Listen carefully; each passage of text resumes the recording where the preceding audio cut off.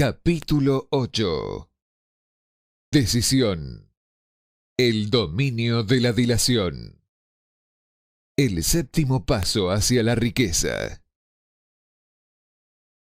Un análisis efectuado sobre más de 25.000 hombres y mujeres que habían experimentado el fracaso puso en evidencia el hecho de que la falta de determinación era casi siempre el factor que encabezaba la lista de las 31 grandes causas de fracaso. La dilación, lo contrario de la decisión, es un enemigo común que deben superar casi todas las personas. Usted se encontrará con la oportunidad de poner a prueba su capacidad para tomar decisiones rápidas y concretas cuando termine de leer este libro y esté listo para poner en práctica los principios aquí descritos. El análisis de varios cientos de personas que habían acumulado fortunas bastante más allá de la marca del $1.000.000 puso de manifiesto el hecho de que cada una de ellas tenía el hábito de tomar decisiones con rapidez y de cambiarlas con lentitud, siempre y cuando se viera la necesidad de esto. Las personas que no logran acumular dinero tienen, invariablemente, el hábito de tomar decisiones, si es que las toman, muy lentamente, y de cambiar esas mismas decisiones con rapidez y frecuentemente. Una de las cualidades más notables de Henry Ford era su costumbre de tomar decisiones rápidas y definitivas, y de cambiarlas con lentitud. Esta cualidad era tan pronunciada en el señor Ford que le hizo ganarse la reputación de ser un hombre obcecado. Fue justamente esa cualidad la que le hizo continuar con la fabricación de su famoso modelo T, el coche más feo del mundo, en un momento en que todos sus consejeros y muchos de los compradores del coche le estaban pidiendo que lo modificara. Quizás Ford se retrasó demasiado en efectuar el cambio, pero la otra cara de la moneda es que la firmeza de su decisión le permitió obtener una tremenda fortuna antes de que se hiciera necesario cambiar el modelo. No cabe duda alguna de que la costumbre del señor Ford de tomar decisiones definitivas llegó a asumir la proporción de la obstinación, pero esa misma cualidad es preferible a la lentitud cuando llega la hora de tomar decisiones, y a la rapidez a la hora de cambiarlas. Consejos sobre la toma de sus propias decisiones. La gran mayoría de la gente que no logra acopiar dinero suficiente para cubrir sus necesidades suele verse, por lo general, fácilmente influida por las opiniones de los demás. Esas personas permiten que los periódicos y las murmuraciones de los vecinos afecten sus pensamientos. Las opiniones son los bienes más baratos que existen en el mundo. Todos tienen un cerro de opiniones preparadas para comunicárselas a cualquiera que se parezca dispuesto a aceptarlas. Si usted se deja influir por las opiniones cuando se trata de tomar decisiones, no tendrá éxito en ninguna empresa y, mucho menos, en la de convertir su propio deseo en dinero. Si permite que las opiniones de los demás lo influyan, llegará a no poseer deseos propios. Cuando empiece a poner en práctica los principios descritos aquí, guíese por su propio consejo, tome sus propias decisiones y aténgase a las mismas. No confíe en nadie más que en los miembros de su equipo de trabajo y asegúrese de haberlos escogido correctamente, eligiendo solo a quienes estén en completa alineación con su meta y que muestren simpatía con ella. A menudo, los amigos íntimos y los parientes ponen obstáculos por medio de opiniones, aunque no sea esa la intención. A veces lo hacen incluso a través del ridículo, con la idea de que sea humorístico. Hay miles de mujeres y hombres que sufren de complejos de inferioridad durante toda la vida, justamente porque alguien bien intencionadamente, pero con ignorancia, destruyó su confianza en sí misma mediante las opiniones o el ridiculizar. Usted dispone de una mente y un cerebro únicos. Utilícelos y tome sus propias decisiones. Si lo que busca son hechos o la información de otras personas que le permitan tomar sus decisiones, como sucederá en numerosos casos, lleve a cabo esos hechos o asegúrese con discreción de la información que necesita, sin descubrir cuáles son sus objetivos. Una de las características de las personas que tienen solo conocimientos elementales o escasos es intentar dar la impresión de que poseen muchos conocimientos. En general, esas personas hablan demasiado y escuchan muy poco. Mantenga los ojos y los oídos bien abiertos y la boca cerrada, si lo que quiere es adquirir el hábito de una toma de decisiones rápida. Quienes hablan mucho hacen poco. Si usted habla mucho más de lo que escucha, no solo se privará a sí mismo de muchas oportunidades de acumular conocimientos valiosos, sino que también habrá puesto sus estrategias y propósitos al descubierto ante personas a las que les encantará desilusionarle porque, en realidad, lo envidian. Recuerde también que cada vez que abra la boca en presencia de una persona que posea grandes cantidades de conocimientos, estará desplegando ante ella su reserva exacta de conocimientos propios, o su falta de la misma. La verdadera sabiduría suele llamar la atención merced a la modestia y el silencio. Tenga en cuenta el hecho de que cada persona con la que usted se asocie estará buscando, como usted mismo, la oportunidad de acumular dinero. Si habla con demasiada libertad acerca de sus estrategias, quizás se sienta sorprendido al enterarse de que alguna otra persona se le ha adelantado, poniendo en práctica los mismos planes acerca de los cuales usted comunicó con tanta imprudencia. Que una de sus primeras decisiones sea la de mantener cerrada la boca y abiertos los ojos y oídos. Como una forma de recordarle este consejo, sería útil que copiara el siguiente epigrama en letras mayúsculas y lo colocara donde pueda verlo a diario. Dígale al mundo lo que intenta hacer, pero llévelo a cabo antes de decirlo. Esto es como decir, lo que cuenta son los hechos y no las palabras. Libertad o muerte en una decisión. El valor de toda decisión depende del coraje que se necesite para ejecutarla. Las grandes disposiciones, aquellas que constituyeron los fundamentos de la humanidad, fueron tomadas asumiendo grandes riesgos, lo que a menudo significó la posibilidad de encontrar la muerte. La decisión de Lincoln de promulgar su famosa Declaración de la Emancipación, mediante la cual se otorgaba libertad a las personas de color en los Estados Unidos, la tomó a sabiendas de que ese acto pondría en su contra miles de amigos y partidarios políticos. Sabía también que llevar a cabo esa proclamación significaría la muerte de miles de hombres en los campos de batalla. Finalmente, le costó la vida a Lincoln. Eso requirió valentía. La decisión de Sócrates de tomar la venenosa cicuta, en lugar de comprometer sus creencias personales, fue un acto de gran coraje. Se adelantó 1000 años a su tiempo y dio el derecho a la libertad de pensamiento y de palabra a todos los que todavía no habían nacido. La decisión del general Robert E. Lee de apartarse de la Unión y tomar partido por la causa del Sur también fue una acción valerosa, puesto que él sabía que podía costarle la vida, además de la de muchos otros. 56 que se arriesgaron a la horca.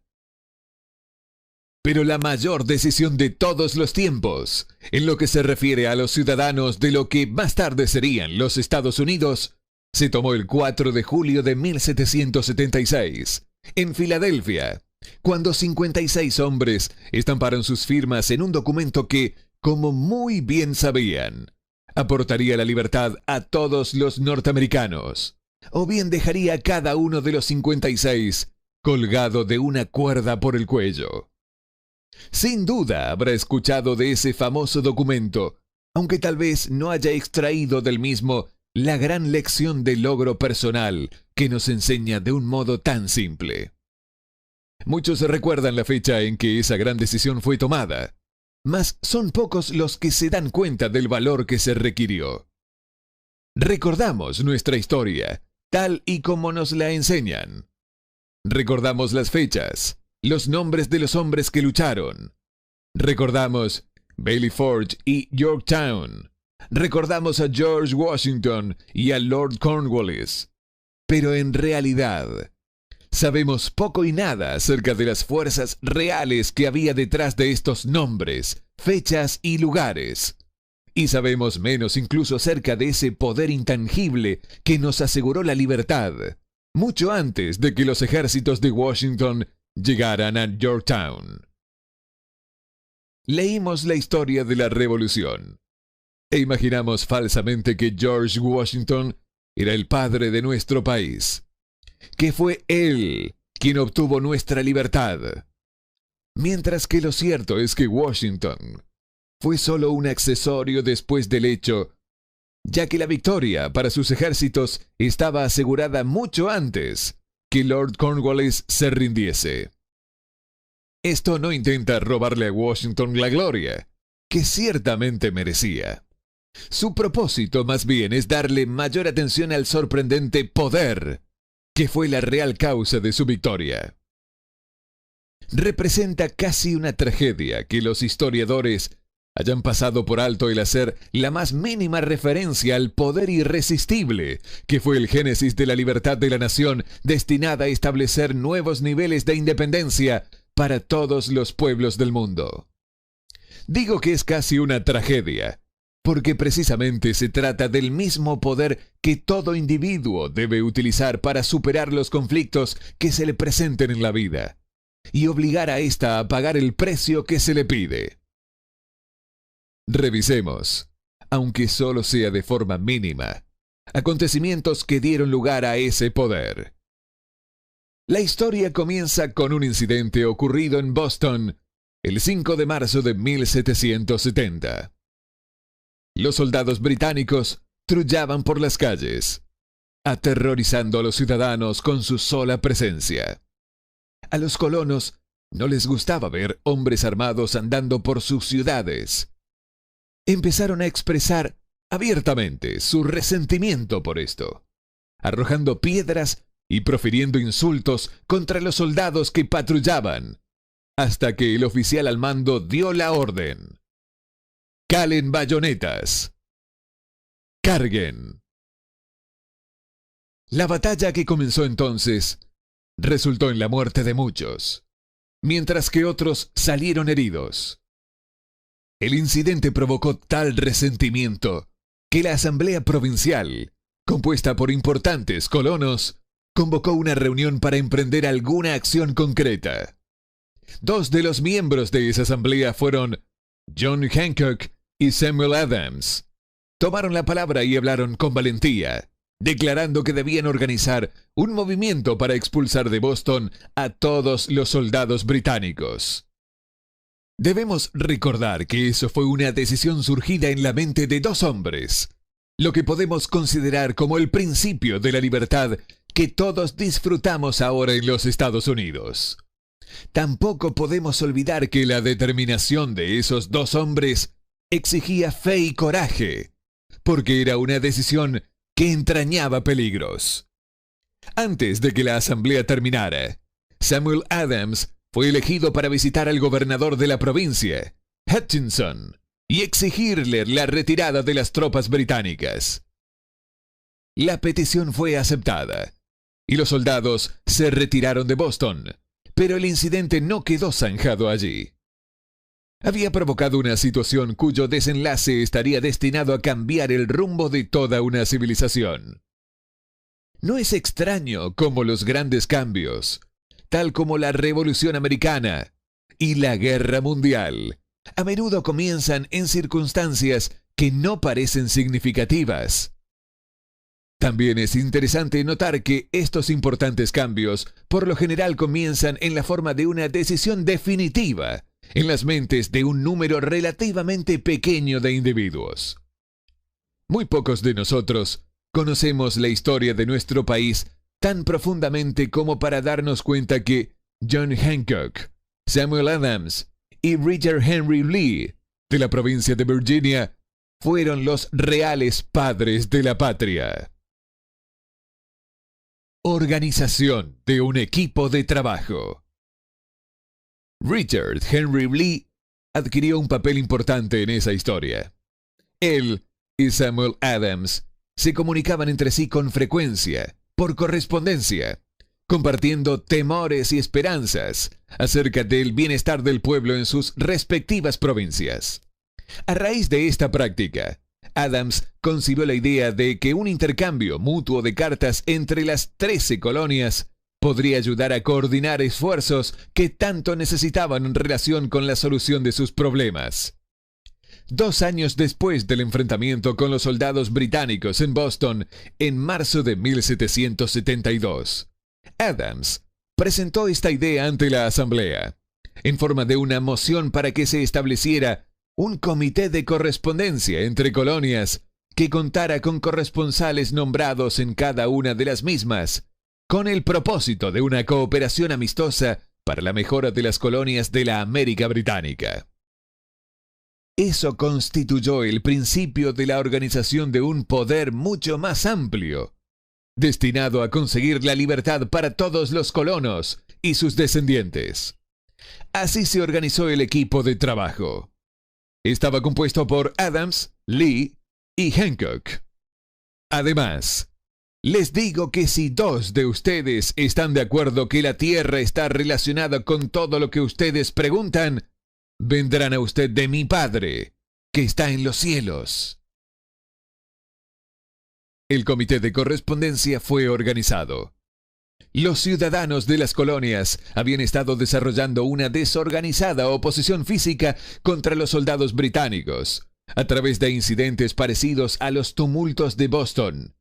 Pero de todo ello no se había sacado provecho alguno. Sus agravios individuales no habían sido consolidados bajo un equipo de trabajo.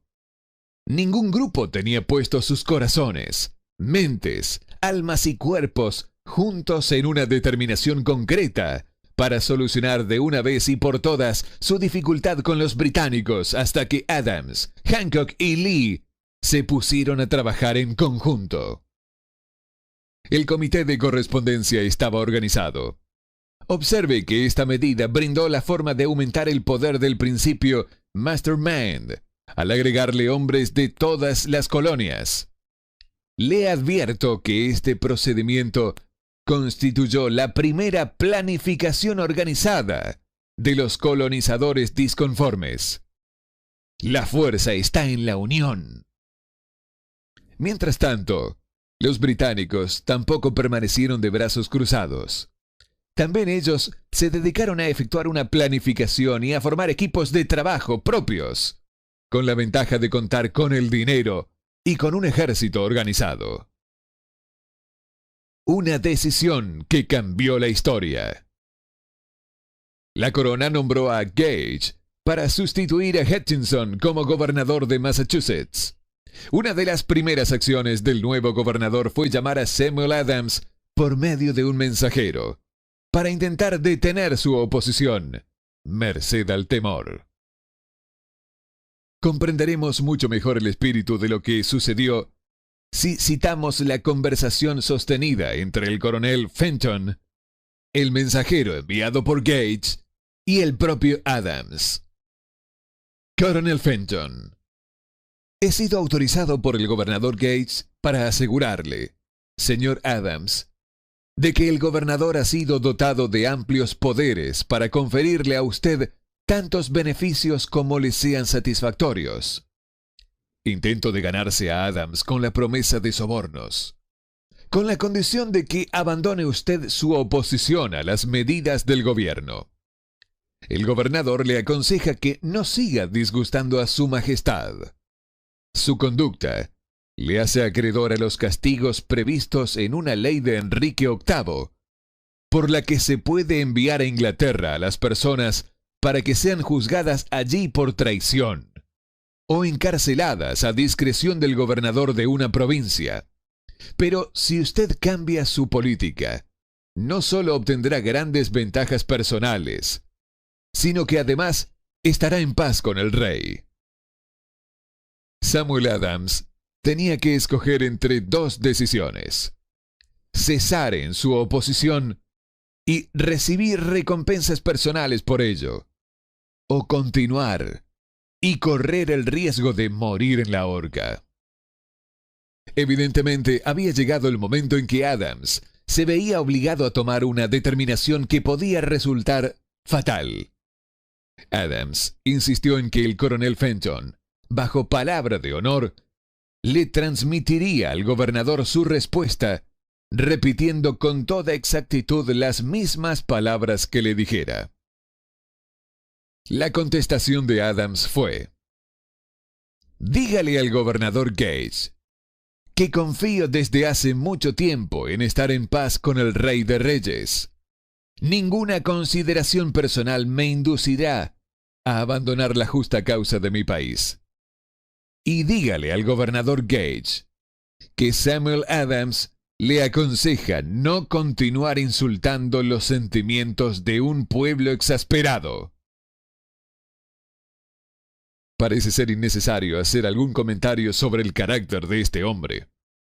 Debe ser evidente para cualquier lector de este sorprendente mensaje que su emisor poseía lealtad de la mayor clase. Esto es importante. Los chantajistas y los políticos deshonestos han prostituido el honor por el cual un hombre como Adams murió. Cuando el gobernador Gage recibió la cáustica respuesta de Adams, montó en cólera y promulgó una proclama en la que se decía: el abajo firmante, en representación de su majestad, ofrece y promete su más gracioso perdón a todas aquellas personas que a partir de ahora abandonen las armas y regresen a los deberes propios de súbditos pacíficos.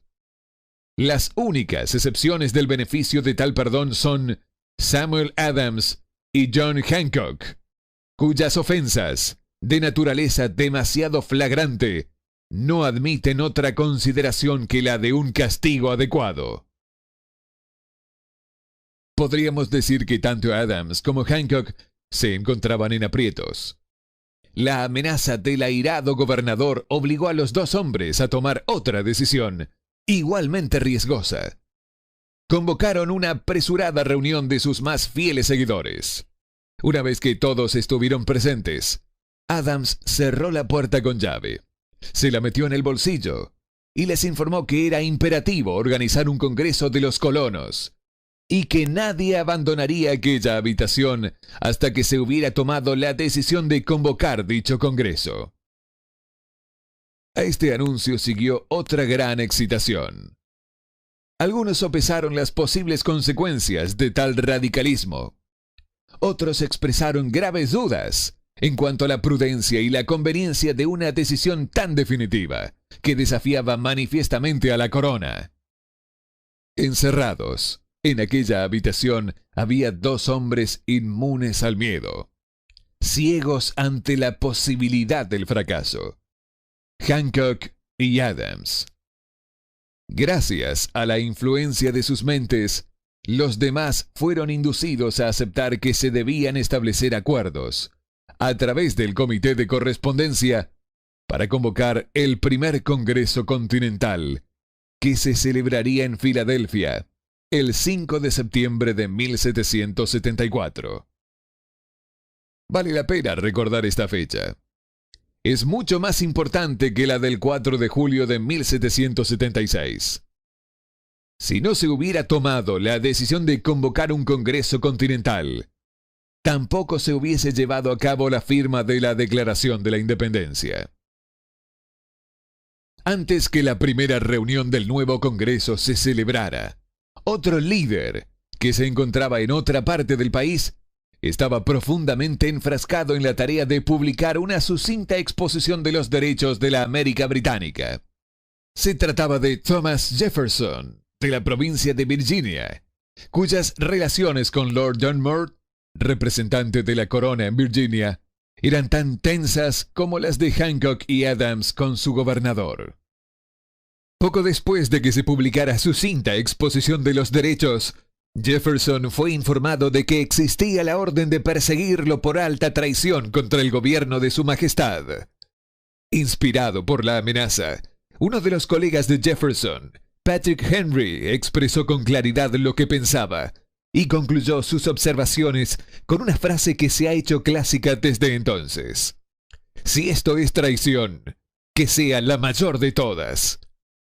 Fueron seres como estos los que, sin poder, sin autoridad, sin ejército ni dinero, tomaron asiento en una solemne consideración del destino de las colonias, dando inicio así a la apertura del primer Congreso Continental que continuaron celebrando cada 2 años, hasta que el 7 de junio de 1776, Richard Henry Lee se levantó, se dirigió a la presidencia y, ante el asombro de la asamblea, expuso la siguiente moción. Caballeros, presento la moción de que estas colonias unidas son, y deben ser por derecho, estados libres e independientes, absueltos de toda alianza con la corona británica, y que toda conexión política entre ellos y el país del Reino Unido está disuelta, y así debe quedar. La decisión más trascendental jamás escrita sobre papel. La asombrosa moción de Lee fue discutida con tanta pasión y durante tanto tiempo que él empezó a perder la paciencia. Después de días de discusiones, volvió a ocupar el estrado de oradores y declaró, con una voz clara y firme: Señor presidente, hace días que llevamos discutiendo este tema. Es la única línea de acción que podemos seguir. ¿Por qué, entonces, retrasarlo más? ¿Por qué continuar deliberando? Que este día feliz de nacimiento a una república americana, que se enarbole no para devastar y conquistar, sino para restablecer el reino de la paz y de la ley. Los ojos de Europa están puestos sobre nosotros. Ella exige de nosotros un ejemplo viviente de libertad, que puede mostrar un contraste en la felicidad del ciudadano a la siempre creciente tiranía.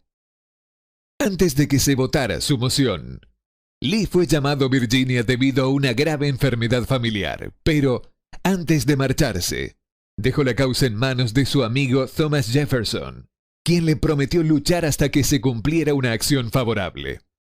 Poco después, el presidente del Congreso, Hancock, nombró a Jefferson presidente de un comité que se abocaría a redactar la Declaración de Independencia.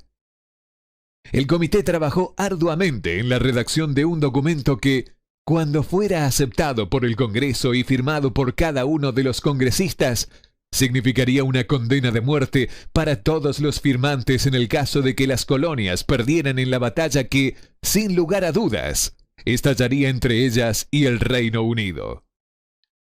Se redactó el documento y la versión original del mismo fue leída el 28 de junio ante el Congreso. Durante varios días se discutió, alteró y preparó su redacción definitiva. El 4 de julio de 1776, Thomas Jefferson se levantó ante la asamblea y, sin el menor temor en su voz, leyó la decisión más trascendental escrita nunca sobre papel. Cuando en el curso de los acontecimientos humanos se hace necesario que un pueblo disuelva los lazos políticos que lo han conectado con otro y asuma, entre los poderes de la tierra, el estado separado e igual a que las leyes divinas y naturales le dan derecho, un respeto decente por las opiniones de la humanidad exige que ese pueblo declare las causas que lo impelen a la separación. Cuando Jefferson terminó de leer, se votó la aprobación del documento, el que fue aceptado, y después los 56 hombres presentes lo firmaron. Cada uno de ellos ponía en juego su propia vida con la decisión de estampar su firma en aquel papel. Gracias a esa determinación, una nación llegó a la existencia. Una nación destinada a aportar para siempre a la humanidad el privilegio de tomar sus propias decisiones. A través de decisiones tomadas, en un espíritu similar de fe y solo mediante dichas decisiones, las personas pueden resolver sus problemas personales y ganar para sí mismos altos estados de riqueza material y espiritual. No olvidemos esto. Al analizar los acontecimientos que condujeron a la Declaración de Independencia, podemos convencernos de que esta nación, que ahora ostenta una posición de respeto y poder entre todos los demás países del planeta, fue el fruto de la decisión de un equipo de trabajo compuesto por 56 hombres. Observe bien el hecho de que su decisión fue lo que aseguró el éxito a los ejércitos de Washington, porque el espíritu de esa decisión estaba en el corazón de cada uno de los soldados que lucharon con él, y sirvió como un poder espiritual que no reconoce lo que es la derrota. Observe también, y para mayor beneficio personal, que el poder que dio libertad a esta nación es el mismo que todo individuo ha tenido que utilizar para alcanzar su autodeterminación. Este poder está hecho a partir de los principios descritos en este libro. No resulta dificultoso detectar en la historia de la Declaración de Independencia al menos 6 de estos principios: deseo, decisión, fe, perseverancia, equipo de trabajo y planificación organizada. Sepa lo que quiere y en general lo conseguirá. A través de toda esta filosofía se encuentra la sugerencia de que el pensamiento, apoyado por un fuerte deseo, tiene una tendencia a transformarse en realidad. Tanto en esta historia como en la de la organización de la United States Steel Corporation, se encuentra una descripción perfecta de la manera en la que el pensamiento produce esta asombrosa metamorfosis.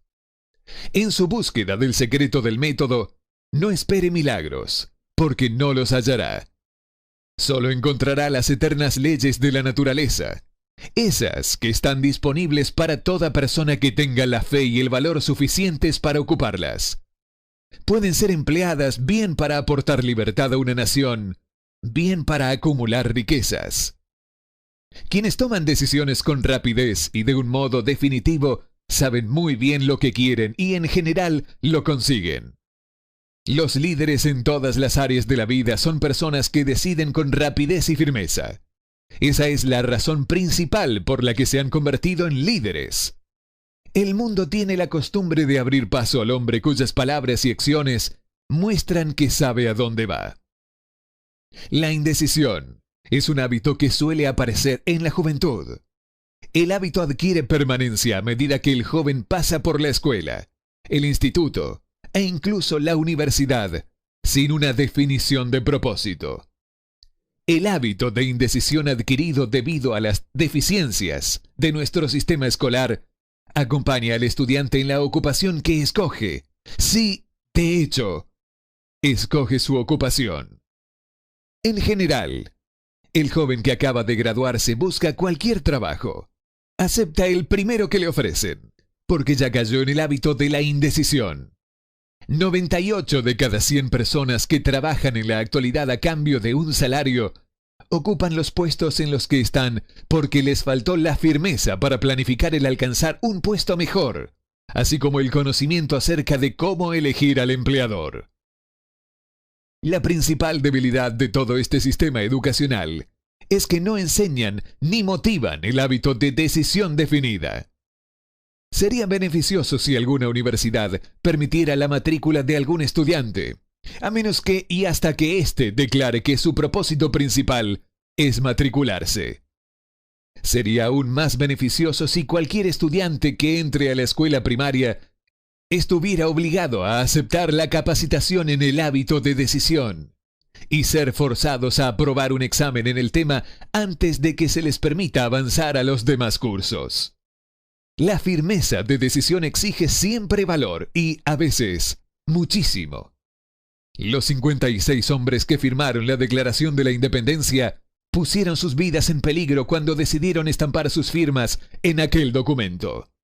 Quien que toma la firme decisión de conseguir un puesto de trabajo determinado y de que le paguen el precio que pide, no pone en juego su vida con esa decisión. Lo único que se juega es su libertad económica. La independencia financiera, la riqueza, un negocio deseable o un buen puesto profesional no se encuentran al alcance de la persona que descuida o rechaza la expectativa, la planificación y la exigencia de esas mismas cosas. El que desea obtener riquezas, con el mismo espíritu con el que Samuel Adams deseó obtener la libertad para las colonias, seguro que terminará por acumular grandes fortunas. En el capítulo de planificación organizada, encontrará instrucciones completas para vender cada tipo de servicios personales.